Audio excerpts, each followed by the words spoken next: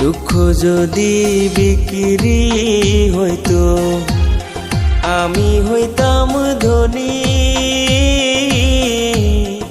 আমার কাছে আছে সই গো দুঃখ নামের খনি, সই গো দুঃখ নামের খনি।